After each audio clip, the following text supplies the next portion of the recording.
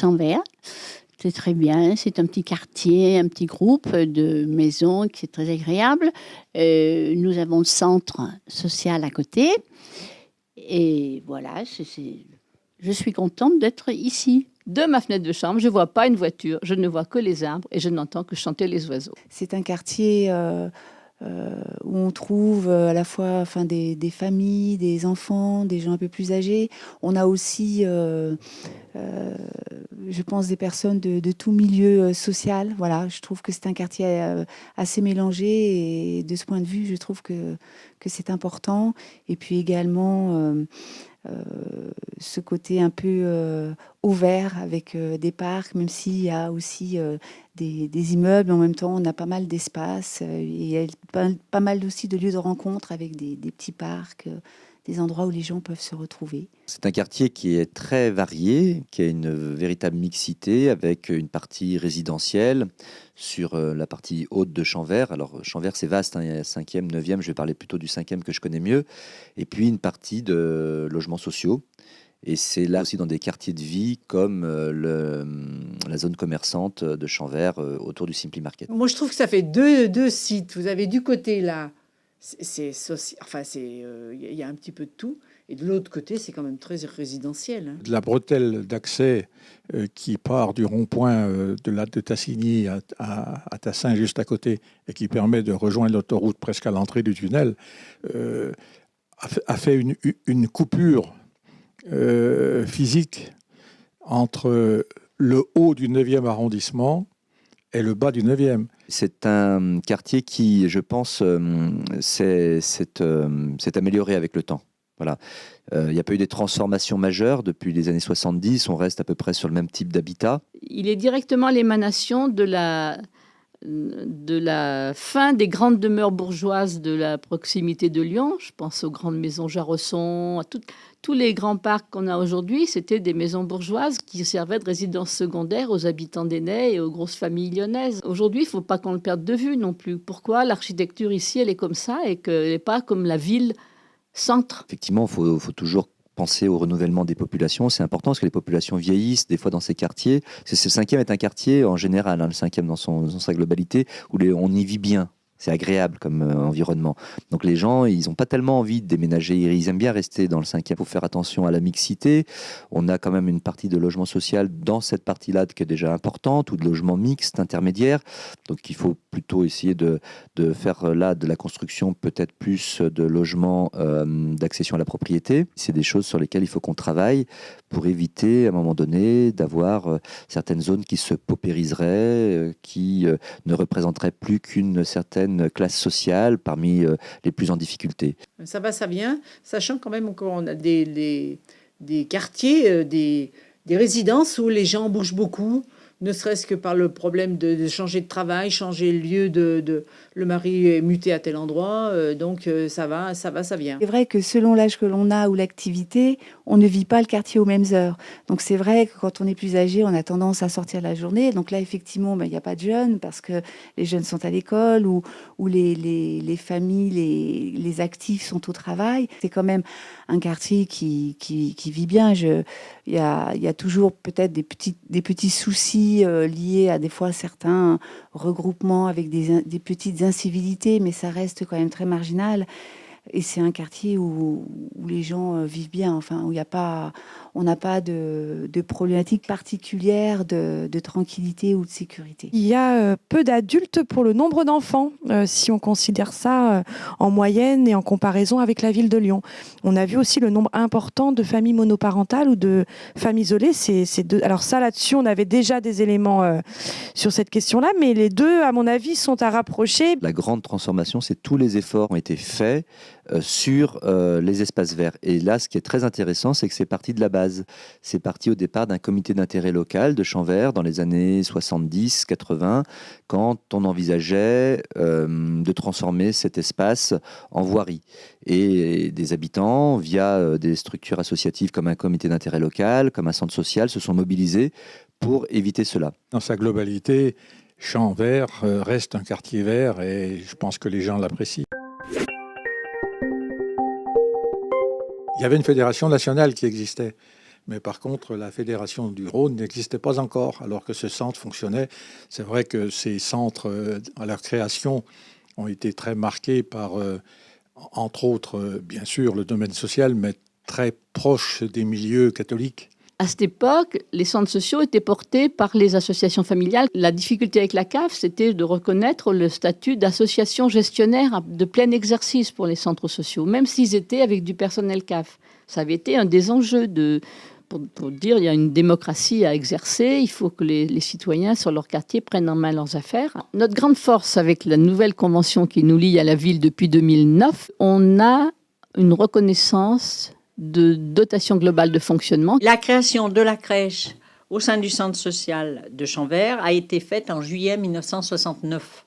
Au départ, lorsqu'il y a eu ce démarrage de halte garderie, c'était au sein d'une ancienne maison d'habitation en rez-de-chaussée, donc c'était pas fonctionnel. En mars 1977, donc il y a eu déménagement de l'avenue Barthélemy-Buillet sur le 70 rue de Champvert, où est actuellement la crèche. Lorsqu'on a eu la construction du nouveau centre en 1983, les personnes qui habitaient sur le quartier, comme on disait, Bellemin, et qui venaient bien régulièrement, parce que nous descendions faire de la couture au pied de leur immeuble, dans des locaux au pied de leur immeuble, elles n'ont pas traversé la rue. Maintenant, on est en un genre d'échange de savoir. Donc, échange de savoir sur la couture, le tricot et le patchwork. Les gens, à l'heure actuelle, sont quand même plus exigeants. Hein.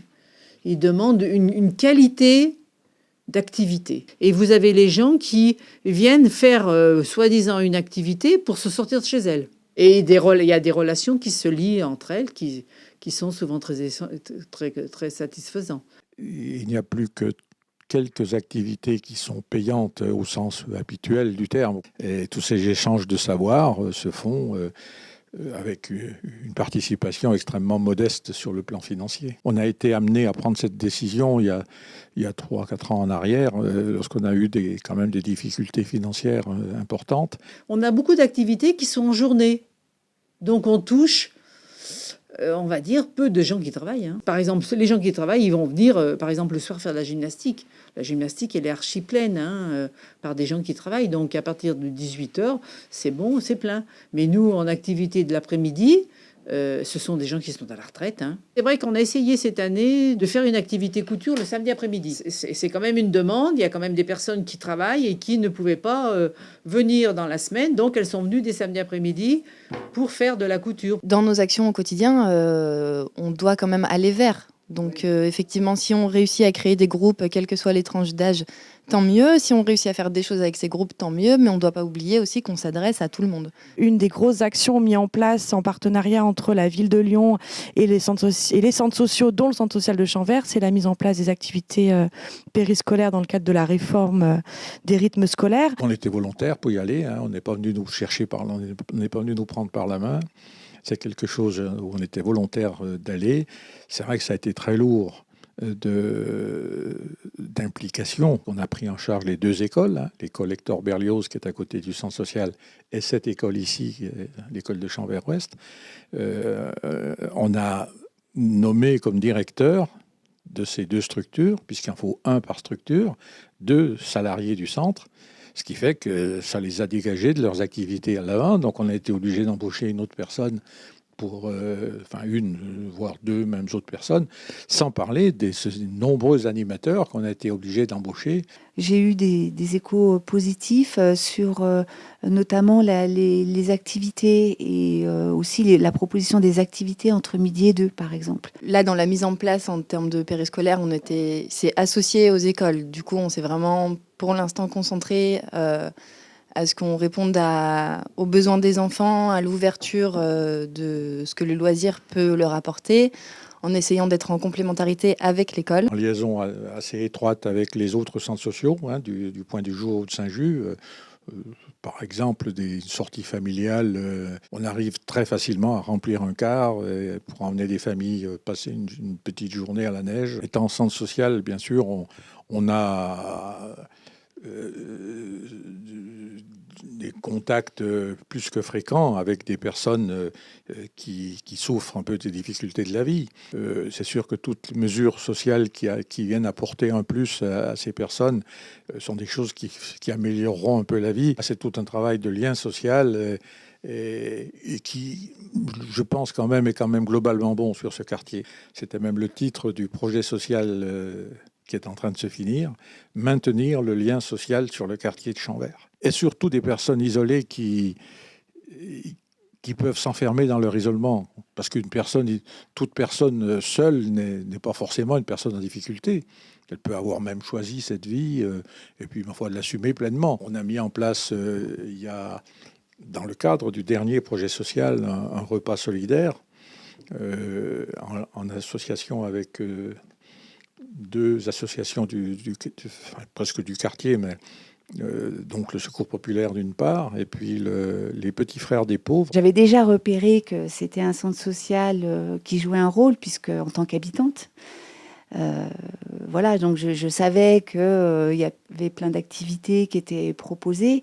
Aujourd'hui, où voilà, je rentre un peu plus dans les choses, je m'aperçois que tout le rôle qu'il joue auprès de la population et aussi le rôle de, pour le vivre ensemble, en fait. Alors, le centre social de Champvert est un des gros centres sociaux de la ville de Lyon et du 5e, c'est le plus gros centre. Alors, il est 5e, 9e, c'est peut-être pour ça aussi, parce qu'il est à cheval sur 2 arrondissements.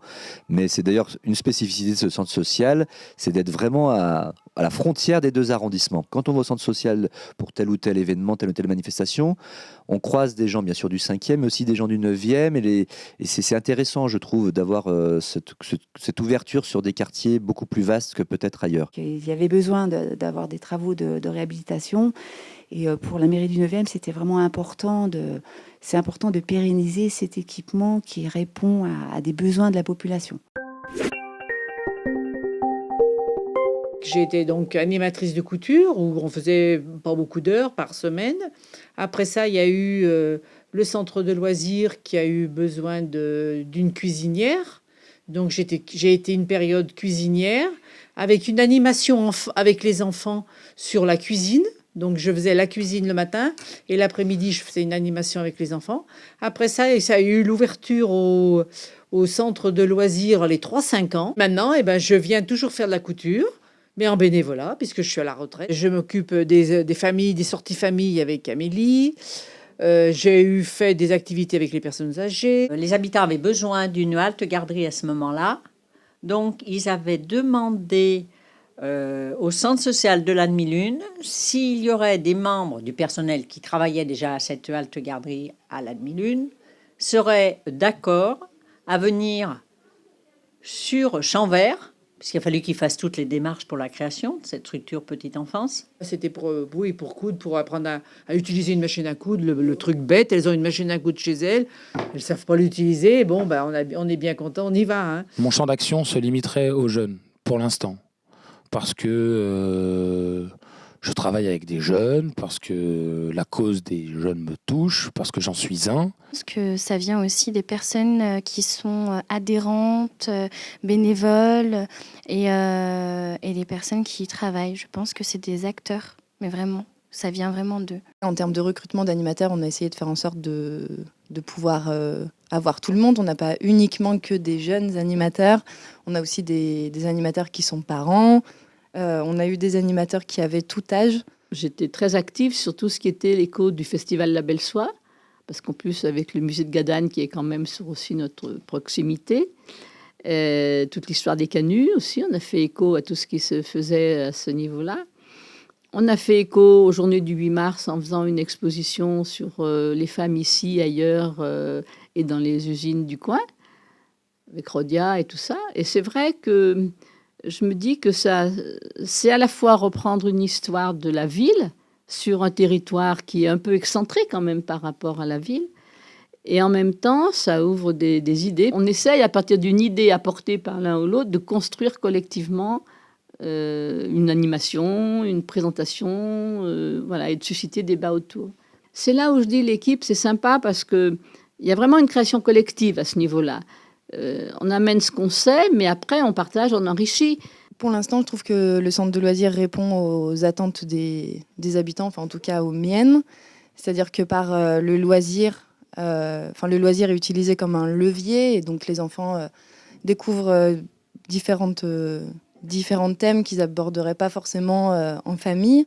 Quand on propose par exemple une exposition qui dure un certain temps, en général on fait un vernissage entre guillemets et du coup les gens d'abord ils prennent connaissance de ce qu'on a pu construire avec les uns ou les autres disponibles et puis après ça suscite des discussions et ça leur fait une soirée où ils ne sont pas tout seuls chez eux. Avec les ateliers, les activités, c'est très variable. Il y a des gens qui viennent aux ateliers par exemple et puis qui viennent voir l'exposition, participer au vernissage ou qui même peuvent participer à l'exposition. C'est à l'image un peu de la rénovation du conseil d'administration avec l'arrivée de jeunes mères de famille qui malgré leur difficulté de libérer du temps, surtout aujourd'hui, arrivent à s'intéresser, y compris à rentrer dans la dynamique de la discussion, du projet, à écrire. Le centre social connaissait et connaît un grand nombre de familles dont les enfants viennent à l'école.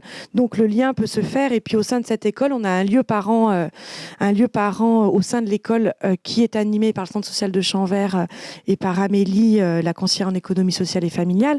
Et c'est extrêmement important parce que du coup, elle a plutôt un accompagnement des familles. Donc on n'a pas vraiment le programme musique de l'école. Après, ce que propose l'école, c'est aussi une autre pédagogie, c'est-à-dire qu'ils suivent un programme. À la fin de l'année, les enfants doivent avoir fini quelque chose.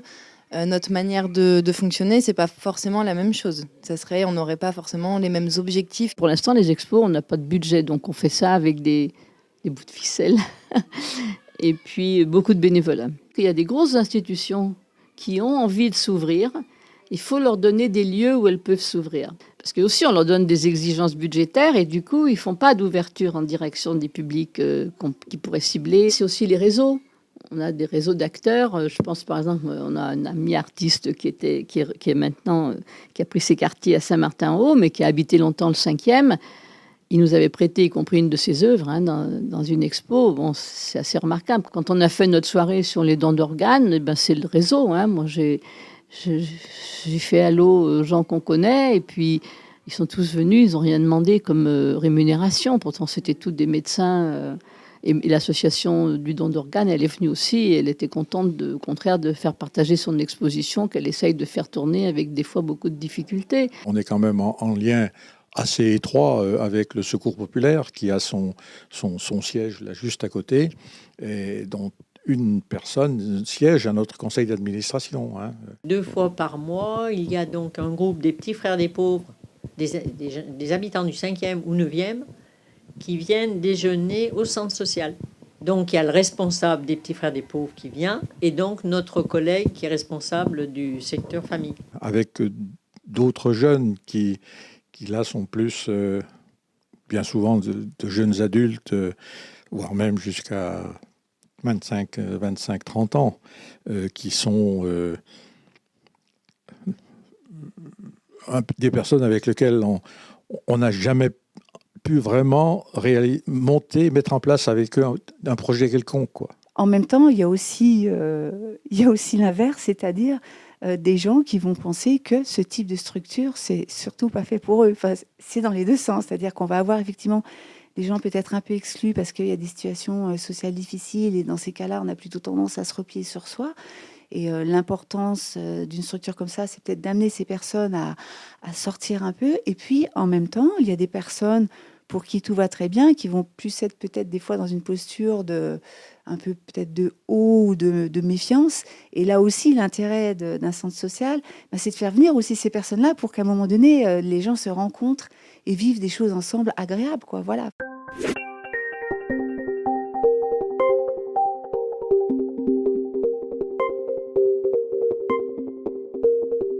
Pour nous, en tant qu'élus, l'important pour le centre social de Champvert, c'est exactement ce qu'il est en train de faire aujourd'hui.